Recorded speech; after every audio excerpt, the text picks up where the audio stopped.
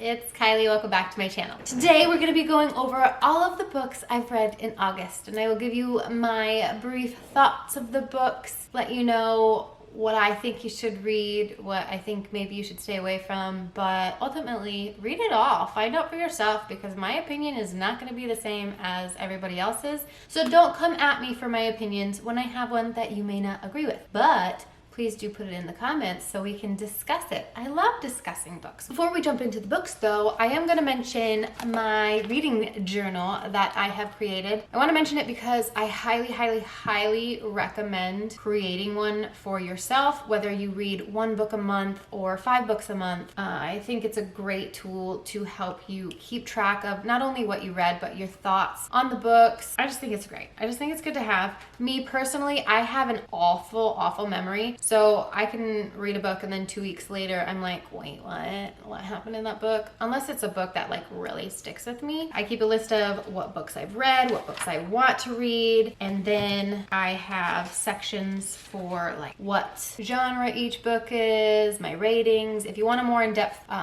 look at this, please let me know. I might just do it anyways, and we can do like I can show you how I create it, because each page I hand do pretty easy. And even if you don't want to do all that, some of these, when I don't have the time to do that, I just write a brief thing right about it. So even if you have a notebook just for that, I just think it's a great idea. I'm going to start with my Audible books just to get those out of the way. These were all my August reads, but a few of them probably trickled in from months before because I didn't keep track then. I just started my reading journal recently. Some of them are not as clear in my brain, but that's okay. We'll get through it, okay? So we're gonna start with our Audible books because why not? I do prefer to have book in hand and read it. It's just easier to listen to a book rather than carve out the time to read a book and finish it. I mean, I do still stay up way too late to read my books though, so. Okay, let's start with the book The Cabin at the End of the World by Paul Tremblay. This is a shorter book. I think it was about 270 pages, not too long, but this book kept me hooked. And I don't know what I want to rate this book, because the book itself throughout the whole thing was fantastic. The ending though, I did not personally like the ending. And I want to know your thoughts if you read this book. Are you okay with that ending? I don't know. I don't think I liked that. I didn't like that. Let's talk a little bit about the book though. The book is based around a family, Andrew, Eric, and their adopted daughter, Wynn. They are on a family vacation in a cabin in the middle of the woods in the middle of nowhere. So Eric and Andrew, the husbands, are inside the cabin and Wynn is outside catching grasshoppers. She has always been told not to talk to strangers when a stranger comes up, and she's very cautious about him. Then they get to talking and he's super nice and they're having a great conversation, and then all of a sudden 4 more people start walking up the lane to her cabin. Those people are carrying weapons, and the guy is telling her like not to freak out. Your dads aren't gonna want to let me in, but you need to. We need to save the world. And so that's the book, and then it goes on from there. There is just a lot continuously going to where it's hard to put the book down, or in my case, it was hard to pause it because I'm like, oh my gosh, what's gonna happen next? What's gonna happen next? This is a thriller, by the way, if I didn't mention that. It's so suspenseful. I had so many feelings while reading this book of what would I do in this situation? What would I be doing? Like, I constantly had those thoughts even after I read the book. Like, what would I have done in that situation? And it's playing on both sides of the fence. You are behind the stranger's eyes and like his thoughts and feelings, and like you'll be rooting for him, like, oh, okay, this makes sense. But then you're on Andrew and Eric and Wynn's side and you're like, oh no, this makes sense. Like, you never know who's right, or just you'll get it when you read it. It's just pretty good. My problem though is I hated the ending. I can't even say why I hated the ending because it would be a spoiler. The book itself, from the very beginning up until 2 pages towards the end, actually the whole last chapter maybe, I didn't.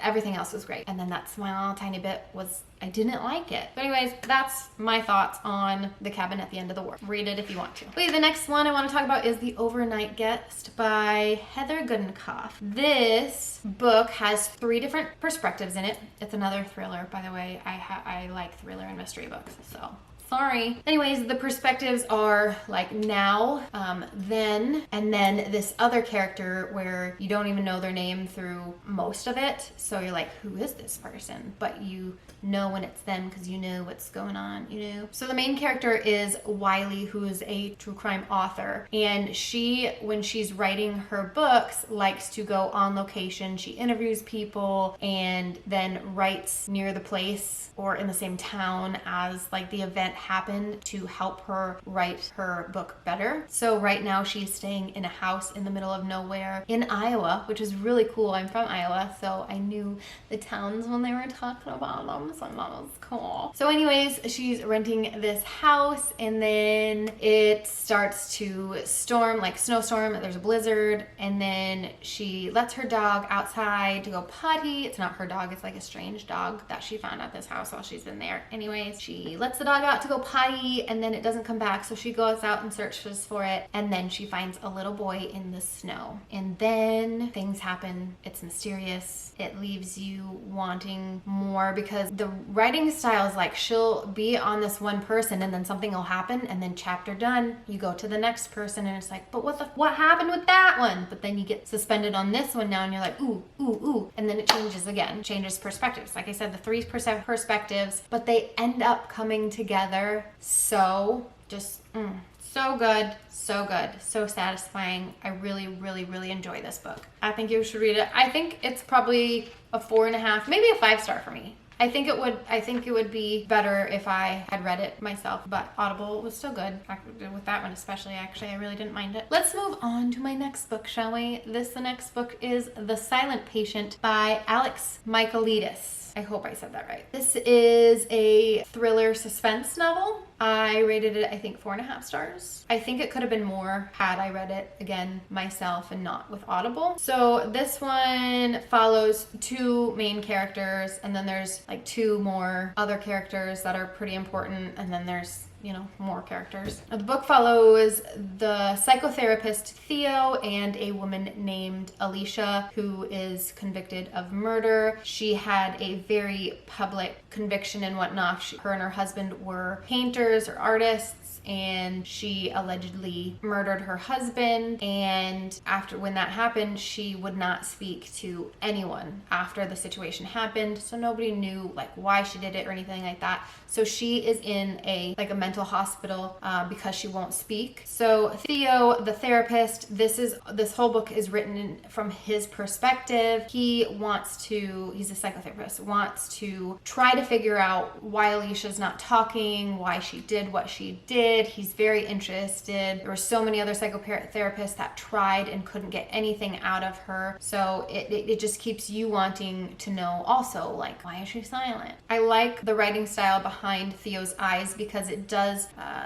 give you a look inside of his mind during the interviews he's having with Alicia. And obviously she's not talking, so it goes through like what he's doing to try to get something out of her and why. So it's interesting to read about that kind of stuff. And then it goes into his personal life as well, which just helps you get to know the character a little bit more, and it just adds a little bit more depth with him. Then eventually you get journal pieces from Alicia, and that helps you see her side of things and like why she is the way she is, and like you're hoping to unwrap more of, okay, why is she silent with reading this, and you start to figure out little things, and it's just really neat. It definitely keeps you hooked, and the plot twist at the end is, I love it. I just think it's fabulous. I was not expecting that at all. And I don't think, did anybody really figure that out, or do they just say they figured it out? But it was a great, great, great twist. So I love that book. I love that book. Moving on to the next one. This one I was not a huge fan of, and I honestly can't explain it. And I might get a lot of heat for it because this is a very beloved book, but it's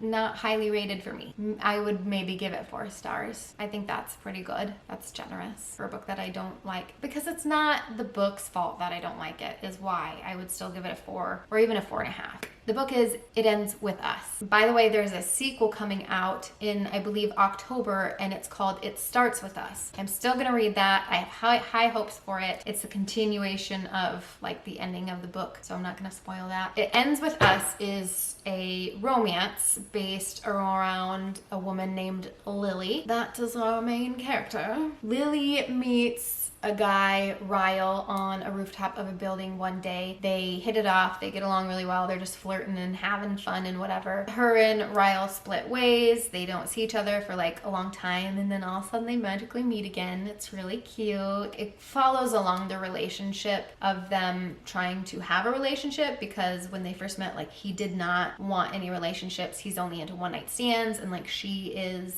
when she's in it, she's in it. So it's this like battle of, are they gonna, like, should they be together or not? So like as their relationship develops, you get to follow along, and then it's beautiful. It's really cute. But then through the story, it also goes back into Lily's past and about her very first relationship she ever had with a boy named Atlas, who was homeless at the time, and she hid her relationship from basically everybody because he was homeless, and everybody's like, you can't be with him, he's homeless. So it goes back and forth with Ryle and Lily's relationship and Atlas's relationship with Lily, because he was very important in her life back then, because she grew up in an abusive home. Her father was abusive towards her mother and whatnot. You learn about all this stuff, and then all this stuff happens. I can't tell you because it's a spoiler. Hello? I don't remember what I was saying because I got a phone call. Oh, so I think I don't like it because it reminded me too much of my childhood or something. I don't know. I loved all the characters. They're very likable characters, and you do fall in love with each of them like a little bit, and you're like, yes, and then you're like, yes, and then you're like, no, and then you're like, yes. So it's great. They all show great character development, and I think that's cool. So I honestly don't know why I don't like it. I just didn't have an attachment to it. So it's not the book's fault. I think it's a me problem. I'm sorry. It definitely wasn't my favorite. Okay, that ends our Audible section. So now we're going into hard copies that I've actually personally read with my eye biscuits. The first one I'm starting with, I don't have on hand because I read it and then I gave it to my aunt, and then my aunt gave it to my cousin, and then my cousin's giving it to my other aunt. So we're passing it all around, and I'm hoping it'll go to as many people as it can. The book is Where the Crawdads Sing by Delia Owens. There's a movie based off of this book now, and the book I thought it was awesome. I would give it 4.5 stars. I loved the ending. I loved pretty much all of it, actually. The book centered around a girl named Kai. Is it Kai or is it Kaya? Anyways, the book's centered around her. Basically, she lives in the marsh, in the swamp, and she was abandoned by basically all of her family when she was very, very young. So it goes through her growing up in the marsh, essentially by herself, and it shows the connections she's made with a few people. She doesn't have very many people because the town basically shunned her for being marsh girl. All the kids made fun of her. The adults were nasty to her. Everybody except a very select few people, and then you really do fall in love with those characters. Oh my gosh, the ending did make me cry. I just remembered that. I was real sad at the ending. Not the very ending, just part of the ending. Yeah, okay. So anyways, it goes through the character development of Kaya, I don't remember. And then throughout the book in snippets, it goes through her life, but also there's a case happening that a child, a popular boy in the town, Chase Andrews, he was said to be murdered. So the town is trying to figure out who murdered him, and Marsh Girl is the suspect. And so the book goes through like why they think it was her, and the town just basically hammering on her, like pointing out it's her fault because she's Marsh Girl, whatever. So it goes through the trial, you figure out what happens and all this stuff, and it's really good. That's the book. I thought it had a wonderful, wonderful storyline. I loved reading about her and the things she went through. I thought it was very good. The one thing I did not like as much is it's such a descriptive book, which is great, but I felt like so much of it was repetitive though. There would be a whole page about a part of the marsh, like describing it and stuff, and it's like, I get it, it's a marsh, but then 2 pages later it'll be another whole page of another part of the marsh, and I'm like, do we need that much? I just don't think so. It just made me bored. Those parts were like, okay, get to the people again, please. The book, I don't know what its genre technically is, but I would say it's I think it's supposed to be a mystery. I mean, it is. It's a murder mystery. And then also, I would say it's a romance novel as well. There is a love story in it, and it's all about nature too. It was a cute book, and I really want to go watch the movie. I suggest if you're gonna watch the movie, read the book first, because then you can go and watch the movie with your husband and tell him all the things that are different from the book and the movie. That's my plan anyways. Okay, let's move on. Okay, I'm gonna start with the one on the top. This is Verity by Colleen Hoover. This is 336 pages. It is a thriller, and I rated it 5 stars. So this is about a struggling writer. What's her name? Lowen. Her name is Lowen. She's a struggling writer, and one day she gets a call from her editor and everything, and he's like, yo, you need to get in here quick. I got something that may help you out a little bit. Well, she gets a job finishing a book series another author started but couldn't finish because she's apparently sick, yada, yada, yada. She gets the job. She goes to the house of the writer. So the writer is Verity and her husband is Jeremy, and they have a son, Prue. So Lowen, the other author that's going to finish the books, is going to stay with Jeremy for a small amount of time so she can go through Verity's office, get all the paperwork she needs to help start writing the rest of the series of books and whatever. So she goes in, ends up finding out that Verity is actually in the home. She's in like a coma-like state, very sad, but she ends up finding, Lowen ends up finding an autobiography that was written by Lowen. So as she's in here, she's supposed to be doing all this research for these books, finds the autobiography, dives deep in there, and holy is it packed with what kind of stuff. And then you see a truth unfold and all this crazy stuff. There's a love story involved and there's some messed up things in here, but it was fabulous. The ending was so good. I loved it. Okay, this next book is probably my favorite book that I've read in a very, very long time. Like, I cannot say enough good things about this book. I love it so much. If you have not read it, you need to run to the bookstore or your Audible or whatever and get this darn book because it's amazing. And it is The House Across the Lake by Riley Sager. Sager. This is a 5-star for sure. This one has a lot of mixed reviews between people because some people don't like the twist that happened. I'll talk about it at the end, okay? If I remember. This book is a thriller. Once again, it revolves around a woman named Casey who was an actress, and she is staying at her family cabin that's in a very private area. It's for like not high-end people, but like rich people, because she's like an actress and other high-end people live there, and it's for them to just be able to keep away from the world and hide themselves up a little bit without paparazzi and all that stuff. So Casey had lost her husband the year prior, and since then has become an extreme alcoholic, and one of the reasons she's at the cabin is because she did something stupid regarding alcohol, and she's basically in timeout by her own mother. But so it revolves around her, and then she meets this woman Catherine at the lake drowning basically. So Casey saves Catherine from drowning. They start a friendship, and then Riley, getting bored in her drunken states, is getting her binoculars out and watching Catherine and her husband from across the lake. And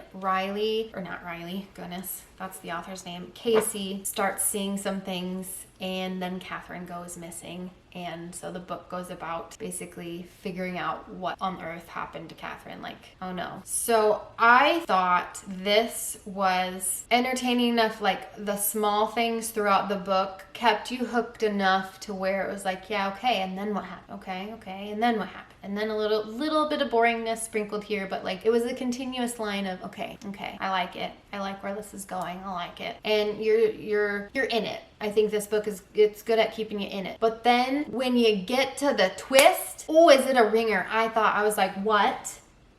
My mouth dropped open, and I had to go back in the book and go back to previous chapters to make sure that I had read it correctly and that I wasn't missing something. And then I was like, what? And then another ringer, like boom, boom, boom.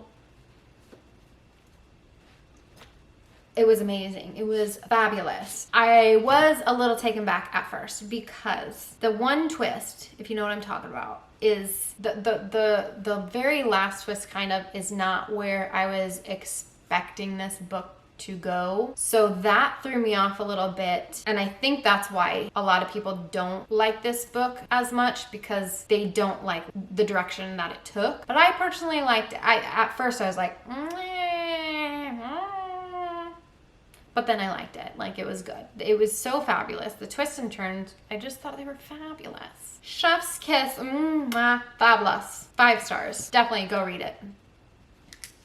Okay, this next book is The Resting Place. The other books I had all gotten recommendations on either from TikTok, pretty much. If you haven't seen those books, I'd be surprised. So TikTok and friends' recommendations. But this one I found all on my own, and I am proud of finding this one. This is The Resting Place by CAMILLA STEN. I read this so fast that I definitely need to read it again. But I read it in less than 24 hours. I finished this because it was so good that I did not want to put it down. Like, every time I tried to put it down, I'm like, no, one more chapter. Let me try to get somewhere where I'm not so invested, but I could not find a stopping point for me to put the book down. Honestly, I loved it. There was some things in it that after reading it and after letting it sit a little bit, I'm like, this book revolves around a character, Eleanor, and she has, what is it called? I'm gonna have to Google it, and I'm gonna butcher what it's called, so don't come at me. What is it called? Oh, okay. Eleanor has prosopagnosia, and then it says the average person calls it face blindness, the inability to recognize a familiar person's face. So Eleanor has that, facial blindness. Very first page, she basically walks in and witnesses her grandmother's murder, and she sees the person, but because she has this, she has no idea who it is. So after this happens, she finds out she was gifted a home by her grandmother, her now late grandmother, and so she has to go check that out with her lawyer and get stuff situated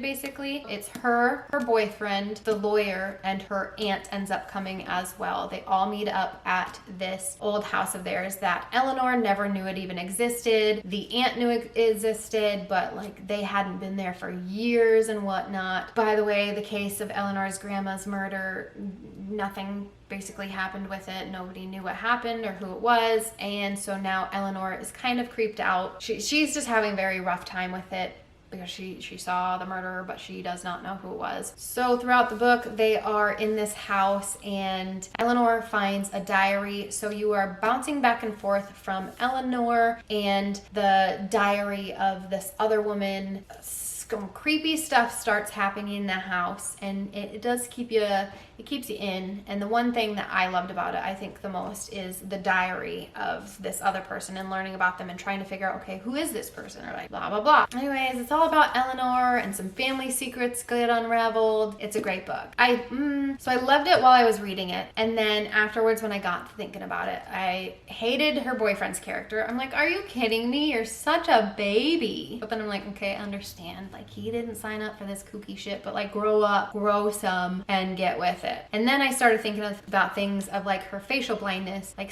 there were some points in the book where I feel like it kind of got forgotten about, or maybe I just wasn't understanding it like I thought I was. It just felt like it was sprinkled in there when it was convenient. Anyways, what else is it about? That's it. It like goes through the story of that. There's family secrets, there's great stuff, there's a great twist, and I thought I had it figured out. I thought, oh, I know, but I didn't know. So that was fun. I thought I knew and I didn't, and I liked it. I liked the ending. But anyways, you should read it. It's called The Resting Place. That is all of the books that I've read in August. The next ones I am currently reading and will be in September's book reading is The War Girls and Lock Every Door. Both of them so far are great. Yes, I am reading both of them at the same time. Not a great idea. Don't recommend it. Just finish one and pick up the next. Anyways, those will be in next month. If you want to see an in-depth review of any of these, please let me know. That will also involve spoilers, which I'm fine with talking about as long as you are. So let me know. That's it for this video. Okay, cool. Give this video a thumbs up if you liked it, and subscribe to my channel, and I'll see you in the next one. Bye-bye.